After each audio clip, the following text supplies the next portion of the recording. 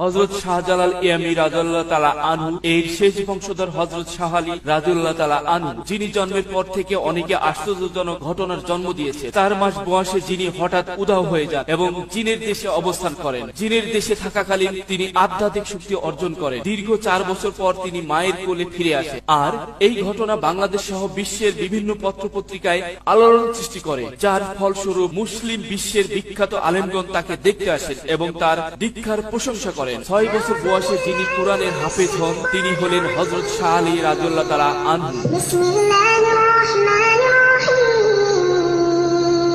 বাবা সাধারণ নিপীড়িত মানুষের কথা চিন্তা করে বর্তমানে বাংলাদেশে অবস্থান করছেন। আল্লাহ তাআলার রহমতে হুজুরের ইচ্ছা শক্তির বলে দুস্থ দরিদ্র ছেলে মেয়েদের জন্য এতিমখানা মাদ্রাসা প্রতিষ্ঠা করেছেন, যেখানে 2000 থেকে 3000 দরিদ্র ছেলে মেয়ে থাকা খাওয়া সহ লেখাপড়া করে থাকে। বাবার আর্থিক কোনো লোভ নেই। হাদিয়া স্বরূপ কেউ অর্থ প্রদান করিলে বাবা তা দরিদ্র এতিমদের মাঝে বিলিয়ে দেন। হুজুর বলেন, আমি কোনো তন্ত্র মন্ত্র দিয়ে নয়, আমাদের পবিত্র আল কোরআনে বিধিবিধান অনুসারে সমস্যার সমাধান দিয়ে থাকি। আপনি নিশ্চিন্তে থাকতে পারেন যে আপনার কাছ থেকে অতিরিক্ত কোনো টাকা আদায় করা হবে না, আপনাকে প্রতারিত হতে হবে না। আপনার সমস্যা সমাধানের জন্য যতটুকু দরকার ততটুকু অর্থ নেওয়া হবে। যে কোনো ধর্মের লোক আসতে পারেন। মনে রাখবেন, ধর্মবিধি মেনে কোনো সমস্যা সৃষ্টি হয় না। সমস্যা সকল ধর্মের মানুষের হতে পারে। সুতরাং আর দেরি না করে আজই যোগাযোগ করুন।